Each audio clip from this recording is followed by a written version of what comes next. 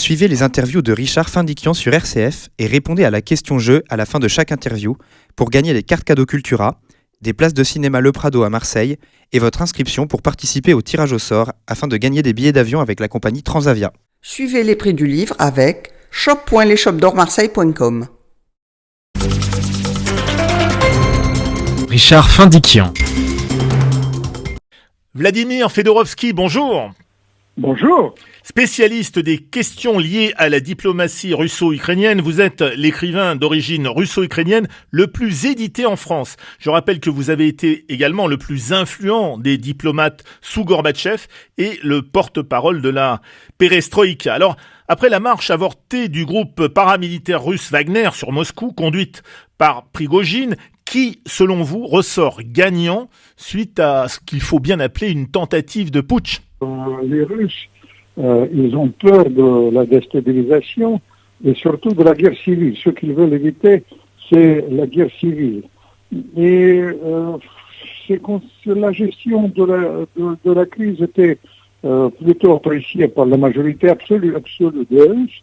Évidemment, Prigojine, qui a pensé qu'il peut avoir une sorte de soutien dans l'armée. Il n'y avait personne qui l'a soutenu dans l'armée, dans la réalité, même ses officiers appartenant au service secret de GRU n'ont pas fait ça. Tout ça, c'est bref. Ça me rappelle, vous savez, j'ai écrit dans mon dernier livre un putsch au Japon par ce plus grand espion du XXe siècle, Sorge, qui était un grand analyste, aussi politique et un grand amoureux. C'est un livre pour l'été, Sorge, l'espion pour l'éternité. Il décrit un putsch au Japon. Oui. Ça, quand on a essayé de destituer le Premier ministre à l'époque. Et cette gestion, c'est une calque de la gestion de Poutine. C'est vraiment un parent. Poutine connaissait très bien, évidemment, comme ça. Il était lui-même agent secret, il connaissait bien cette histoire de Sorge. Et il a géré ça pas mal, il faut le dire objectivement. Alors Prigojine, il est au courant, il faut bien le dire, de tous les secrets que détient Poutine, mais même au niveau de sa vie personnelle.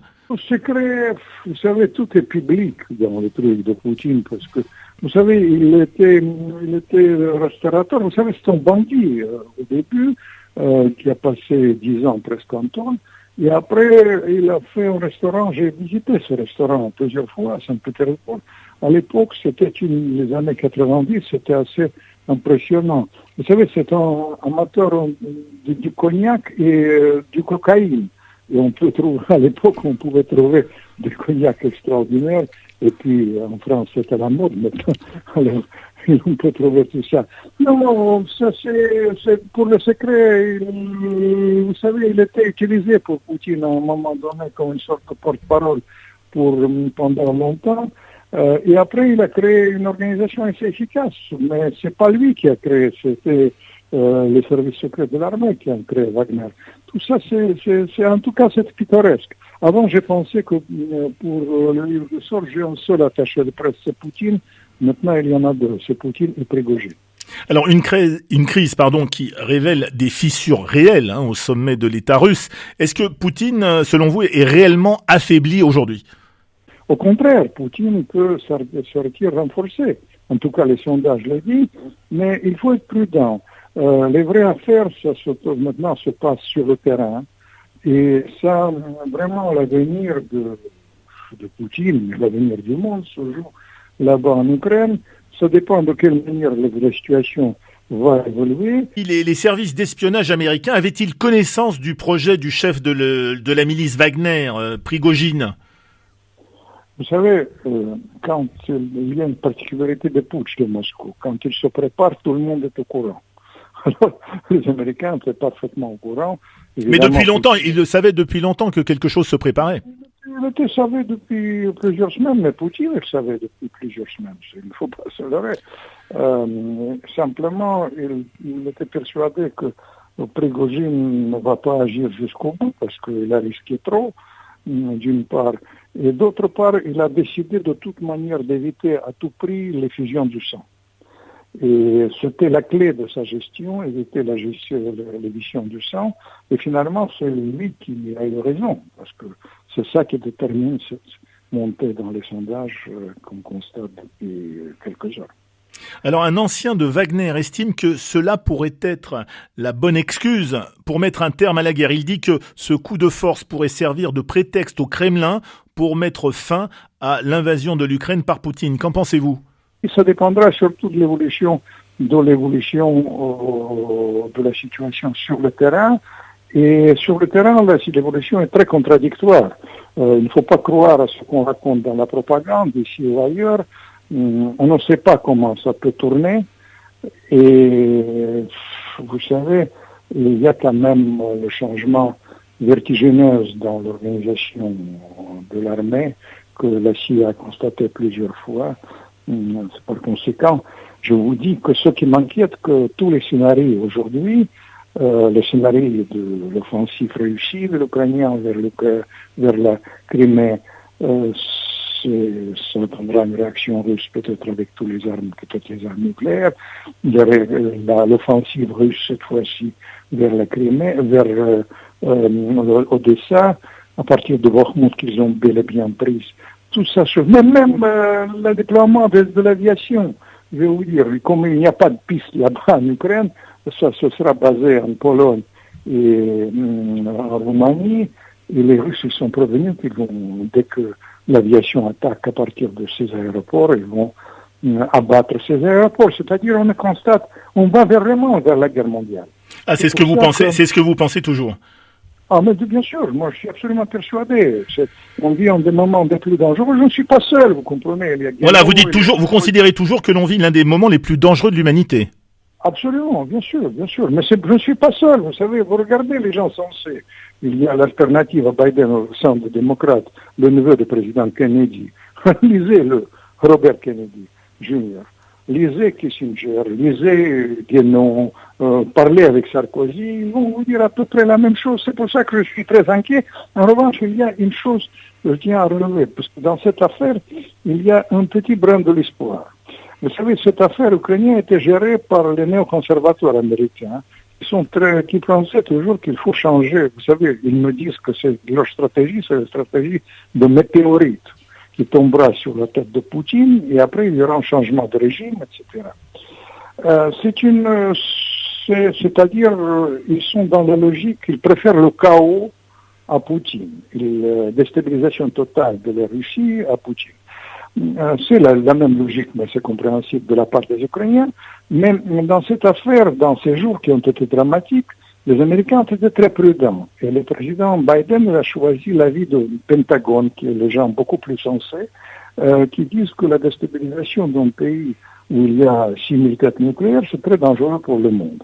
Et ça, cette gestion prudente, ça donne une petite fenêtre, si on me permettait mon expérience diplomatique de fossoyeur de la guerre froide, donne une petite fenêtre pour l'avenir, mais il faut survivre à l'été, parce que pour l'instant, on verra ce que ça donne l'offensive ukrainienne, on verra s'il y aura contre-offensive russe, tout ça c'est... Ça, d'ailleurs, vous savez, je vais vous dire, il y a Prigogine, il va jouer sur ce plan-là, parce que le fait qu'il est exfiltré à Biélorussie, les Américains sont très inquiets, parce que là-bas, il peut jouer un certain rôle. Kiev, à partir de la Biélorussie, c'est 70 km, et en plus, il y a les armes nucléaires. Et puis, c'est quelle combine entre nous. C'est un bandit qui se trouve en Biélorussie, bandit qui est absolument vraiment en contradiction avec Poutine, alors il ne porte pas responsabilité. Il faut regarder aussi les manipulations de ce côté-là, mais franchement, je pense que les Américains, c'est plus la théorie du complot que la réalité. Je pense que je ne donne pas un copec pour l'avenir de Poutine, mais en revanche, Wagner, il va continuer à exister en Afrique et certainement il va participer au futur combat, notamment à Kharkiv. Est-ce qu'on aurait une idée, selon vous, de la fin de la guerre ? On a parlé de plusieurs années. D'aucuns disaient il y a quelque temps qu'elle pourrait se terminer prochainement, dans quelques mois. Qu'en pensez-vous ? Combien de temps va encore durer cette guerre en Ukraine ? Je suis toujours partisan de la diplomatie, parce que c'est ma vie qui est détruite. Et puis vous savez que je suis d'origine à la fois russe et ukrainienne. Oui. Pour moi, c'est une grande tragédie. Mais je tiens à vous dire une chose. Vous comprenez, on verra ce que ça donne l'offensive ukrainienne. Pour l'instant, ça ne donne pas grand-chose. On verra, mais peut-être ça va donner. je vous dis. On verra si on évitera cette escalade qui m'inquiète le plus. Et après, quand je parle avec les Américains, vous comprenez, 60% des républicains sont pour la négociation. Et il y a une montée de la part des démocrates. Je vous ai parlé de Robert Kennedy, qui est carrément critique envers cette gestion des néoconservateurs américains. Il pense qu'on va tout droit vers la guerre mondiale, tout ça. Alors, vous comprenez, peut-être il y aura une évolution, mais l'évolution peut être déclenchée seulement s'il y a le changement d'état d'esprit de néoconservateurs américains, s'ils sont vraiment en perte de vitesse. J'ai pas encore d'éléments, parce que c'est l'élément d'espoir pour moi, c'est la gestion de Biden de cette crise. Mais est-ce que ça va durer? C'est très difficile à dire. Et puis, deuxième élément qu'il faut prendre en compte, que la majorité absolue des pays, 80% des pays, 85% des pays dans le monde exigent qu'on commence les négociations. Pour l'instant, les Ukrainiens disent qu'il n'est pas question, mais vous savez, après, la réalité nous rattrape, mais le déclenchement peut venir seulement de Washington, c'est pas d'ailleurs. Voilà. Vladimir Fedorovski, je rappelle aux auditeurs le titre de votre dernier ouvrage, Sorge, un espion pour l'éternité, c'est publié chez Ballant. Merci en tous les cas d'être intervenu et de nous avoir... Oui. Pour oublier la tristesse de notre temps, ça se lit comme un roman policier. Ça se lit comme un roman. Alors c'est très bon pour cet été, pour la plage alors. Hein? Merci. Sorge, un espion pour l'éternité, publié chez Ballant. À très bientôt. Merci Vladimir Fedorovski. Maintenant, voici la question jeu, les prix du livre RCF avec Cultura Aubagne, le cinéma Le Prado à Marseille et la compagnie aérienne Transavia. Quel est le titre, alors justement, du dernier ouvrage signé Vladimir Fedorovski? Quel est le titre du dernier ouvrage signé par Vladimir Fedorovski? A gagné des cartes cadeaux Cultura, des places de cinéma avec le cinéma Le Prado à Marseille et votre inscription pour participer au tirage au sort afin de gagner des billets d'avion Transavia. Pour les toutes premières bonnes réponses, vous appelez le 04 91 50 82 33, 04 91 50 82 33. À vous de jouer. Richard Findiquian. Suivez les prix du livre avec shop.lesshopdormarseille.com.